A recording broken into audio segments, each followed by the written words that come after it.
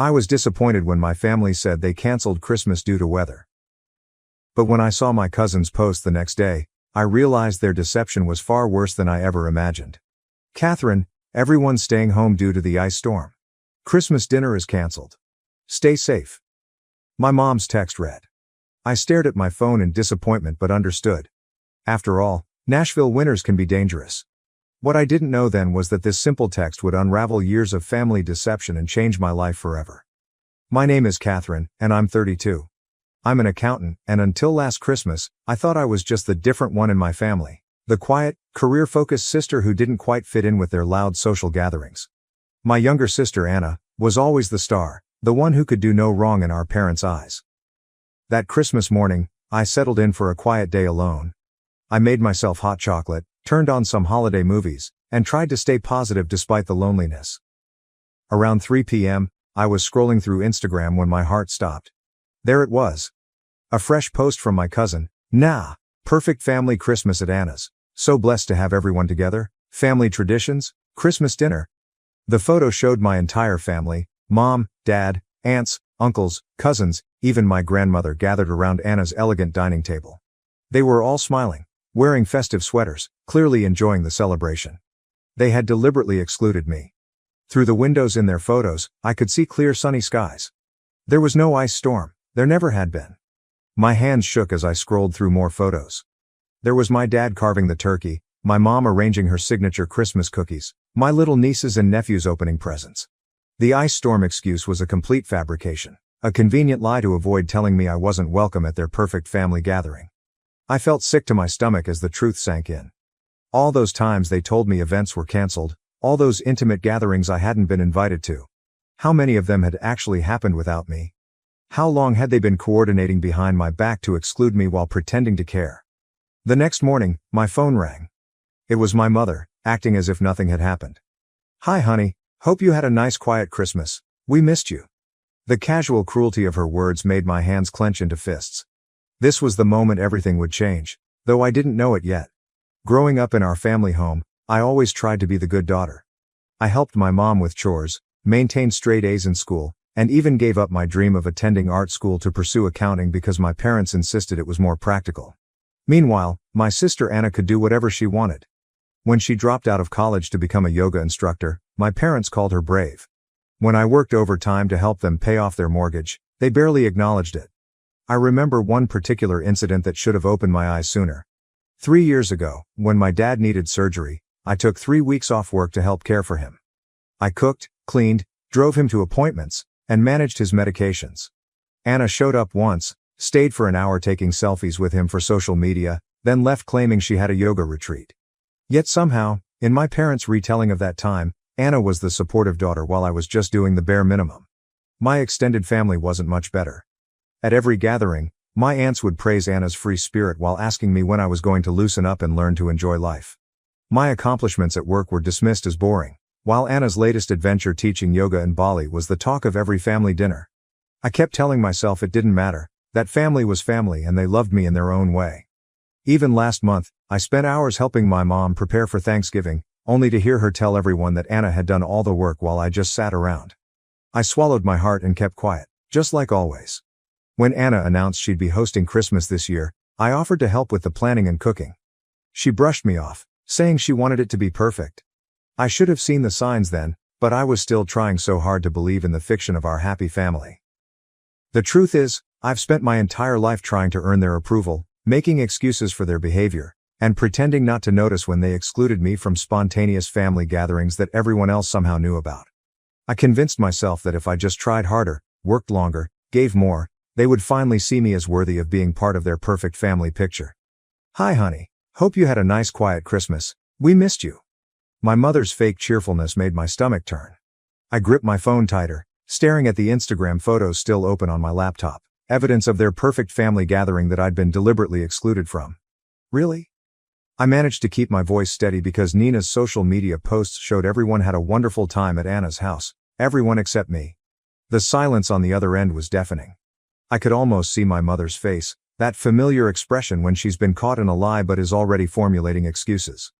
"Oh, well," she stammered. "Anna organized it last minute, and you know how you can be at gatherings. Always so quiet and making everyone uncomfortable. We just thought. Thought what? I pressed. That it would be better to lie to me? To make me spend Christmas alone while pretending everyone else was doing the same?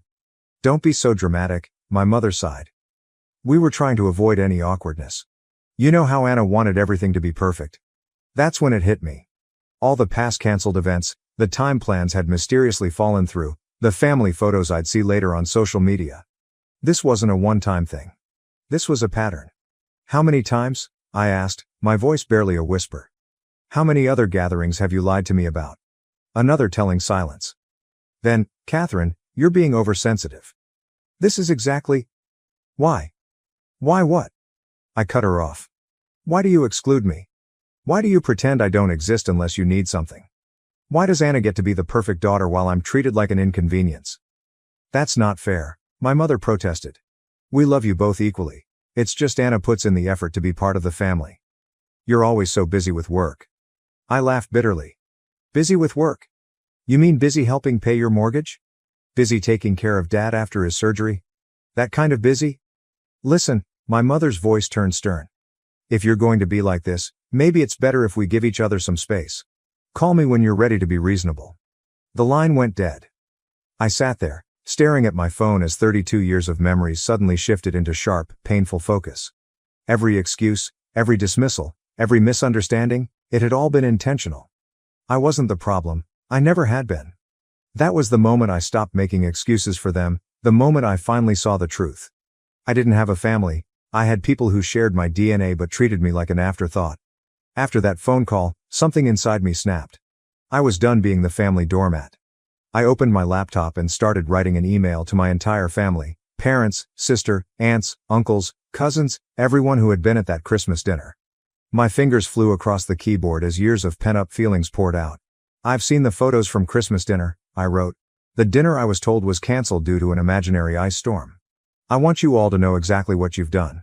You didn't just exclude me from a family gathering, you coordinated an elaborate lie to make me spend Christmas alone. I attached screenshots of my mom's, "Stay home, everyone's doing the same" text messages alongside the social media photos showing their celebration. I hit send before I could second guess myself. The responses started flooding in almost immediately. My Aunt Marie claimed they forgot to tell me the plans had changed. Uncle Robert suggested I was overreacting. My cousin Na, whose post had exposed their lie, quickly deleted all the Christmas photos and sent me a message saying I was causing unnecessary drama. Then came Anna's response. A long, condescending email about how I never make an effort at family events and how she just wanted one perfect holiday. She even had the audacity to suggest that excluding me was for my own good because I obviously don't enjoy family gatherings. But it was my parents' reaction that truly showed me who they were. Instead of apologizing, they went on the offensive. My mother started calling mutual family friends, spinning a story about how I was having some sort of breakdown. My father sent me a stern email about respecting family privacy and how airing our dirty laundry was unacceptable. You've really done it now, Anna texted me. Mom's crying, everyone's upset, and it's all because you couldn't just accept that maybe you're the problem. This is exactly why we didn't want you at Christmas. I felt like I was living in an alternate reality. They had deliberately excluded and lied to me, yet somehow I was the villain for exposing their behavior. The more I stood up for myself, the more they twisted the narrative. When I refused to back down and apologize, they escalated. My mother started showing up at my workplace unannounced, causing scenes in the lobby. Anna began posting vague social media updates about toxic people and choosing peace over family. My father threatened to cut me out of his will if I didn't get in line. Instead of intimidating me, their actions only confirmed what I had finally realized. This wasn't a loving family protecting itself from a difficult member. This was a toxic system desperately trying to maintain control over someone who had finally stopped playing by their rules. I decided then that I needed to do more than just expose their lies. I needed to completely break free from their manipulation. Little did they know I was already forming a plan that would show them exactly what happens when you push away the one person who had always been there for them. A week after my confrontational email, I received an unexpected message from Rachel, an old family friend who had retired from managing my parents' finances years ago. Catherine, I've been seeing what's happening with your family on social media. There's something you need to know. Can we meet? I agreed to meet her at a quiet cafe downtown. When I arrived, Rachel looked nervous, clutching a manila envelope. I've been carrying the guilt of this for years, she said, sliding the envelope across the table. Your father swore me to secrecy, but after seeing how they're treating you now, I can't stay quiet anymore. Inside the envelope were bank statements and legal documents dating back 15 years. As I read through them, my hands began to shake. According to these records, my grandfather had left a significant inheritance specifically for my education and future, nearly $300,000, money I had never known about. Your father was the trustee, Rachel explained quietly. He was supposed to give you access when you turned 25. Instead, he transferred everything to Anna's accounts, using it to fund her lifestyle and her failed business ventures. The revelation hit me like a physical blow. All those years I'd worked overtime to pay for my accounting degree, the student loans I was still paying off, the times I'd helped them with their mortgage, they had been sitting on my inheritance the whole time, spending it on Anna. There's more, Rachel continued. Your grandfather also left properties that were meant to be split equally between you and Anna. Your parents sold them all, using your power of attorney they had you sign when you were 18.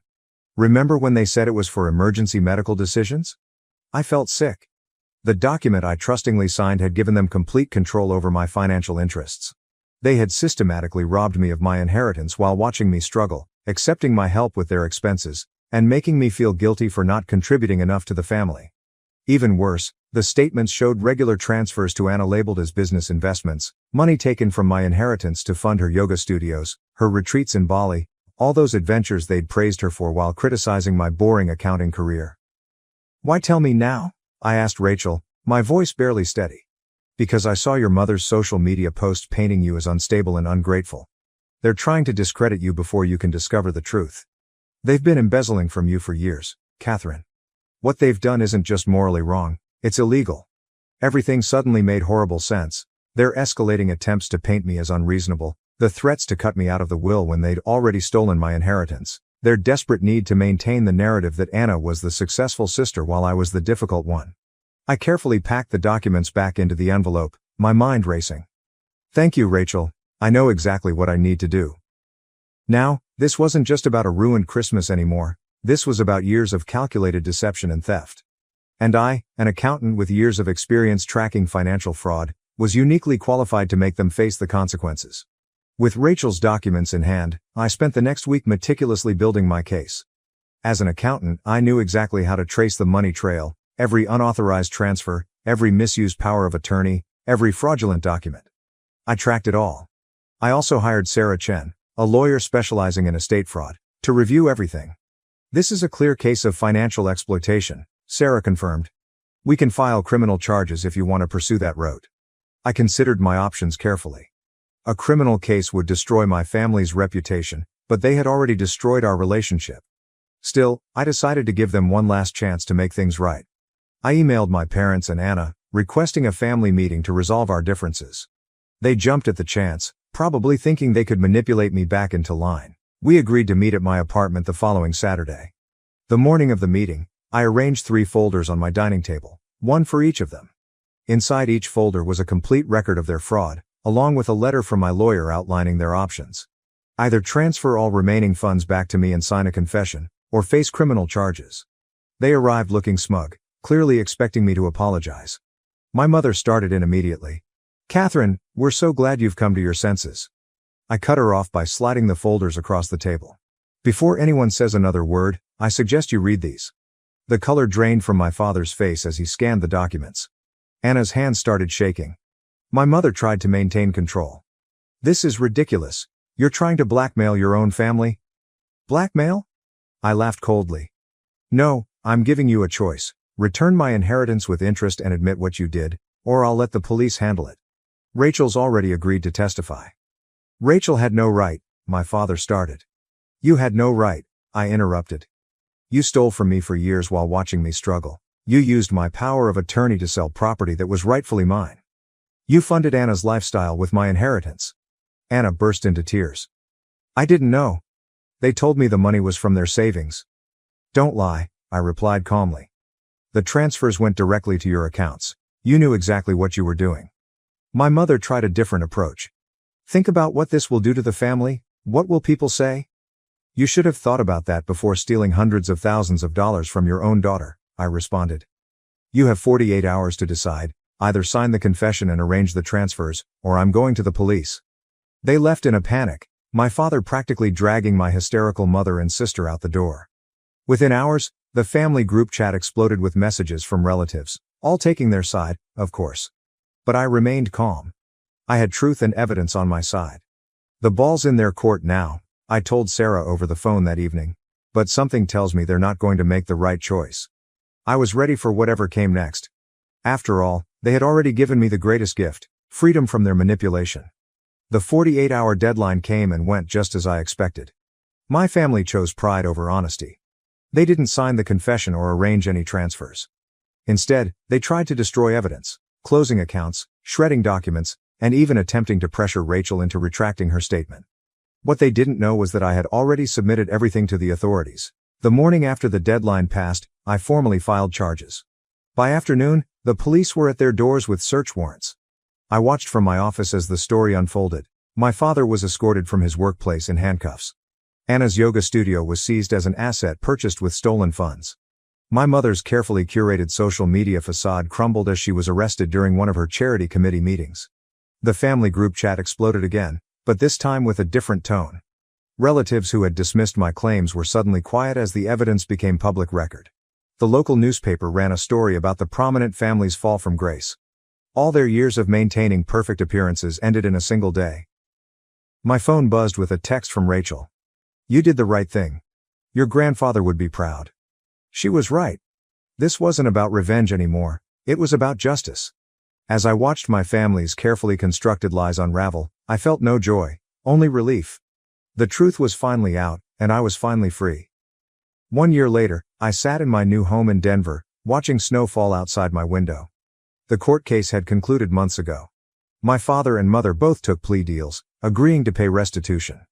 Anna's yoga empire had crumbled, and she'd finally gotten a real job as a receptionist.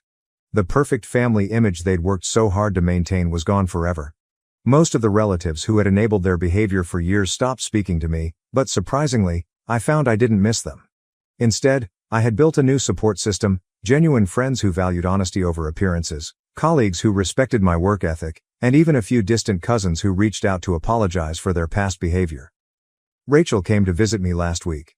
Over coffee, she handed me an old photo album she'd found while cleaning out her office. Inside were pictures of my grandfather and me, moments I'd almost forgotten. In one photo, he was teaching me to fish, both of us laughing at something long forgotten. He always said, "You were the strong one," Rachel told me. He knew they favored Anna, but he believed you would overcome it. I touched the photo gently, remembering his kind smile. He had tried to protect my future through that inheritance, and though it had taken years, his final gift had ultimately given me something more valuable than money. The courage to stand up for myself and the freedom to build a life on my own terms. Sometimes, the best revenge isn't about getting even. It's about getting free.